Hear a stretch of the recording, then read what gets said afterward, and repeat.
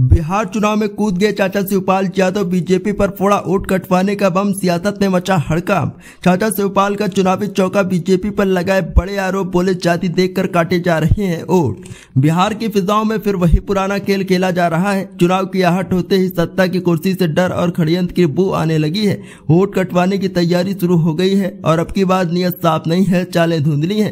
शिवपाल यादव की सीधी चेतावनी है कि भाजपा सरकार बिहार में विधानसभा चुनाव को प्रभावित करने के लिए जाति के नाम पर वोट कटवा रही है और कुछ तो पहले ही काट दिए गए हैं। सोचिए, लोकतंत्र का वो सबसे पवित्र हथियार वोट अब सत्ता के साजिशों में फंस चुका है। ये वही सरकार है जो कहती है कि सबका साथ सबका विकास, लेकिन असल में करती है कुछ का साथ बाकी का विनाश। शिवपाल यादव ने जो बातें कही वो केवल आरोप नहीं है, वो उस हकीकत का आईना है जिसे हर जागरूक नागरिक महसूस कर रहा है। ये जो वोटर लिस्ट से नाम काटे जा रहे हैं, क्या ये सिर्फ तकनीकी गलती है या फिर कोई गहरी सुनियोजित रणनीति?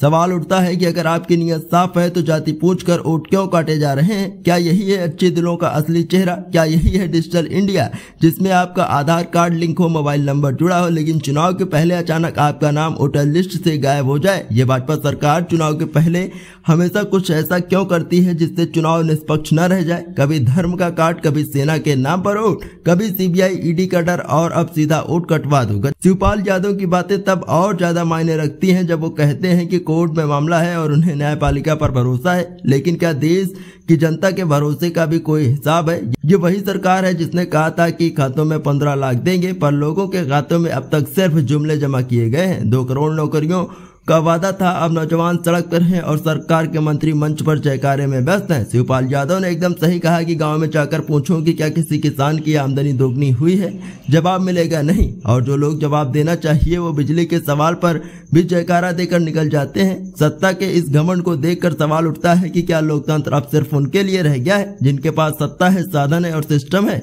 आम आदमी, किसान, नौजवान, मजदूर सब सिर्फ वादों के पोस्टर बनकर रह गए हैं और अब जब चुनाव की घड़ी आई है तो वोट कटाने की नई स्क्रिप्ट लिखी जा रही है। भाजपा सरकार को लोकतंत्र पर भरोसा है या फिर चुनाव जीतने की मशीनरी पर?